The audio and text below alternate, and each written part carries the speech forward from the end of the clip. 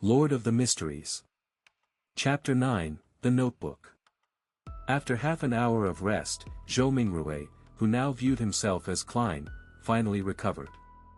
In the meantime, he found that there were now 4 black dots on the back of his hand, which happened to form a small square. These 4 black spots faded and disappeared quickly, but Klein knew that they were still hiding in his body, waiting to be awakened. For spots forming a square, is it in correspondence with the 4 pieces of staple food at the 4 corners of the room? Does this mean that in the future, I don't need to prepare the food and can do the ritual and chants immediately? Klein made a guess. This might seem good, but the emergence of the spots was ominous, and things that one lacked understanding of were always scary. The fact that those inexplicable Chinese divinations from Earth could produce effects here, the strange transmigration in his sleep, the mysterious murmurings that almost drove him crazy during the ritual, and the mysterious and trippy grey world whose significance he had no idea of made Klein shiver in the hot weather of June. The oldest and strongest emotion of mankind is fear, and the oldest and strongest fear is the fear of the unknown. He recalled this saying as he was experiencing the fear of the unknown acutely. There was in him an unprecedented and irresistible urge to make contact with the mysterious domain, to learn more, and to explore the unknown. There was also a contradicting escape mentality within him compelling him to pretend nothing had happened. Intense sunlight shone through the window onto the desk. It was as if there were grains of gold sprinkled on the desk. Klein gazed at the desk, feeling as though he had come into contact with warmth and hope. He relaxed slightly, and a strong sense of fatigue washed over him. His eyelids were as heavy as lead as they kept closing themselves. It must have been the combined effect of the sleepless night and the tiring encounter. Klein shook his head and pushed himself up with the aid of the desk. He stumbled towards the double-decked bed, completely disregarding the rye bread placed at the 4 corners of the room. He fell asleep immediately after he lay down. Groan! Groan! Klein was woken up by hunger pangs. When he opened his eyes, he felt rejuvenated. There's still a slight headache. He rubbed his temples and sat up. He was so hungry that he could eat a horse. He returned to the desk while straightening his shirt. He picked up the silver vine-leaf pocket watch. Pa! The pocket watch's lid sprang open and the second hand was ticking. 12:30. I slept for 3 hours. Klein put the pocket watch back into his linen shirt pocket while swallowing. In the northern continent, there were 24 hours in a day, 60 minutes in an hour, and 60 seconds in a minute. Whether each second passed at the same rate here compared to Earth was unknown to Klein. At this moment, he could not even think of terms such as mysticism, rituals, or the grayish world. His mind was occupied by one thing, food. He would leave the thinking to after his meals. Only then could he work. Klein picked up the loaves of rye bread from the 4 corners and wiped off the minute specks of dust on it without any hesitation. He planned on making one of them his lunch. He decided to dig into the offerings because he only had 5 pence with him and there was a tradition of eating the offerings back in his hometown. After all, there was not any observable change to the bread. It was better to be frugal. Of course, the memory and habits left behind by the original Klein had also played a role. It was a huge waste to use the expensive gas only to light up the room. So, Klein took out a furnace and boiled water with it after adding some coal. He paced around as he waited. Anyone would choke eating those loaves of rye bread without water. Yikes! Life with meat only for dinner is going to be dreadful. No, wait, this is already an exception. Melissa would only allow our meals to have meat twice a week if not for my upcoming interview, Klein thought, as he looked around, hungry. He had nothing better to do. His eyes seemed to turn avaricious when he set his eyes on the pound of mutton in the cupboard. No, I need to wait for Melissa to eat it together, Klein thought as he shook his head and rejected the idea of cooking half of it right now. Although he often ate outside, he had still developed some basic culinary skills, owing to his living in a big city alone. His dishes were not delicious, but they were at least edible.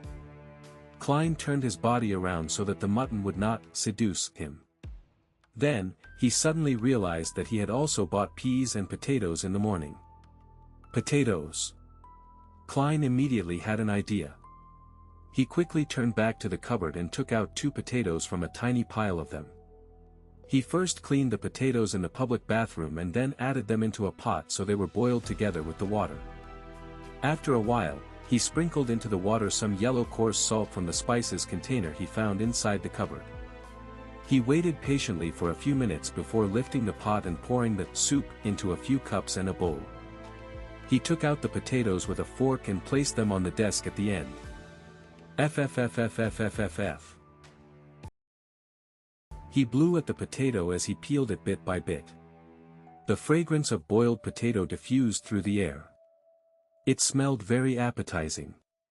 He salivated crazily, the heat could not deter him any longer. Klein took a bite despite having the potato only half peeled. How fragrant! It had a powdery texture and tasted sweet as he chewed. He was instantly filled with emotions and he wolfed down the 2 potatoes. He even ate some of the skin. Then, he held up the bowl and enjoyed the soup. The pinch of salt and water proved to be thirst-quenching. I really enjoyed eating potatoes this way when I was young. A filled Klein exclaimed in his head. Meanwhile, he tore off a small piece of bread and dipped it into the soup to eat it softened. Perhaps the ritual was too tiring. Klein ate 2 loaves of bread which amounted to a whole pound. Klein felt he was finally rejuvenated. He enjoyed the joy of life after he drank the soup before tidying up. Then, he took in the lustrous sunshine happily. He sat back at the desk and began planning. I can't escape. I must think of a way to come into contact with mysticism and become a beyonder as mentioned by Justice and the Hanged Man. I need to overcome the fear of the unknown. The only way now is to wait for the next gathering. I need to try listen for the formula of the spectator, potion or other things related to mysticism. There are 4 more days before Monday. Before that, I need to first figure out the problem with Klein. Why did he commit suicide? What happened to him? Unable to transmigrate back and wash his hands of everything, Klein picked up the notebook that lay on the table.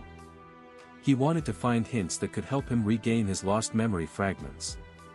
The original Klein obviously had the habit of taking notes. He also liked to write diaries.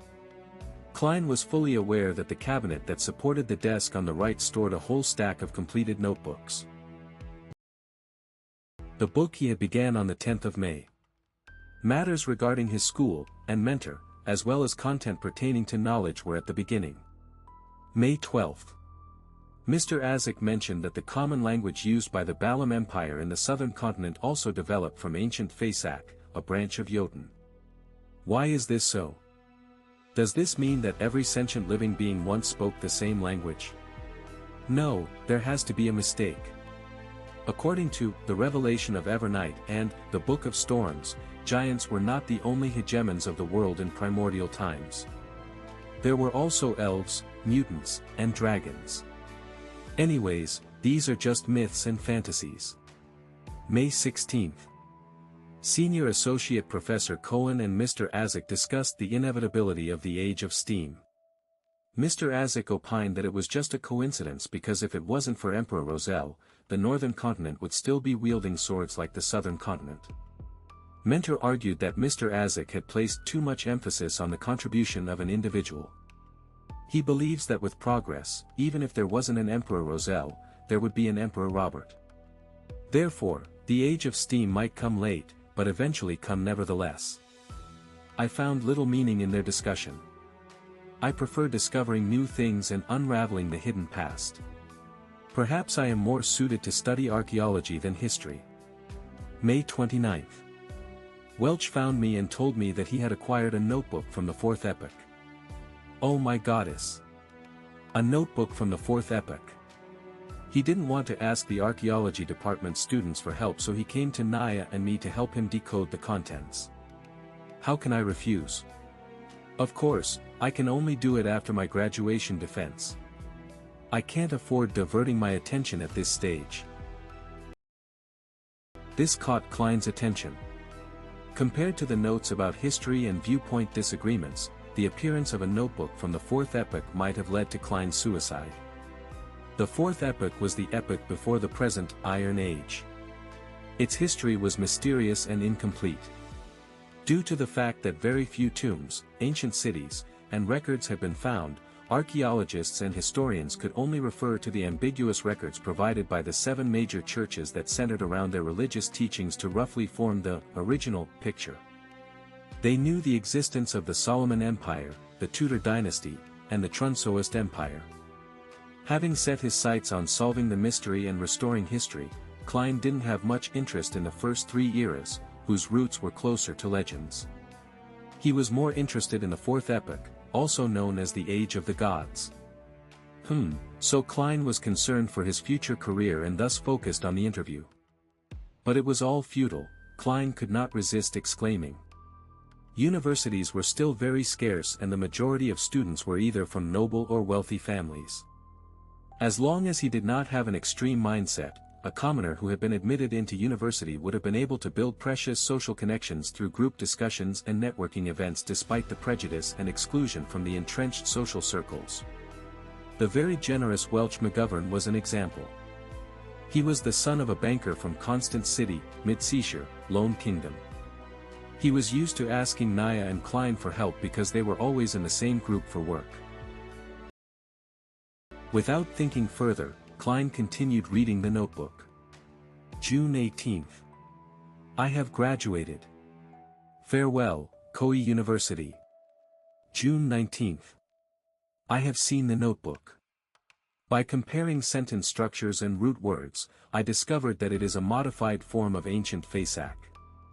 More precisely, over the course of its 1,000-year history, the Phasak language had changed constantly, a little at a time. June 20th. We have deciphered the contents of the first page. The author was a member of a family called Antigonus. June 21st. He mentioned the Dark Emperor. This is anachronistic with regards to the time this notebook is deduced to be written. Is Professor wrong? Is Dark Emperor a common title for every emperor of the Solomon Empire? June 22nd. The Antigonus family apparently had a very high standing in the Solomon Empire. The author mentions that he was making a secret transaction with a person named Tudor. Tudor? Is it related to the Tudor dynasty? June 23rd. I am trying to restrain myself from thinking about the notebook and going to Welch's place. I need to prepare for the interview. It's very important. June 24th. Xianxia tells me that they have found something new. I think I need to check it out. June 25th. From the new deciphered content, the author had accepted a mission to visit the nation of the Evernight situated at the summit of the highest peak of the Hornacis mountain range. Oh my goddess! How can a nation exist at the summit of that peak which is over 6,000 meters above sea level? How do they survive? June 26th. Are these strange things real? The record ended at this point. Zhou Mingrui transmigrated in the early hours of the 28th. Which means to say that there was indeed an entry for June 27th, it's that line. Everyone will die, including me. Klein flipped to the page he first saw when he arrived, feeling goosebumps while he made the deduction. In order to solve the mystery of the original Klein's suicide, he thought that he should visit Welch and take a look at the ancient notebook. However, with a lot of experience from novels, movies, and TV drama series, he suspected that if they were really related, this visit would be very dangerous. Those who went investigating castles despite knowing that they were haunted served as a warning. However, he had to go since escaping would never solve the problem. It would only make things worse, until it welled over and completely drowned him. Perhaps call the police. But claiming to have committed suicide would be silly, right? Knock. Knock, knock. There was a series of quick and forceful knocks. Klein sat straight up and listened. Knock. Knock, knock.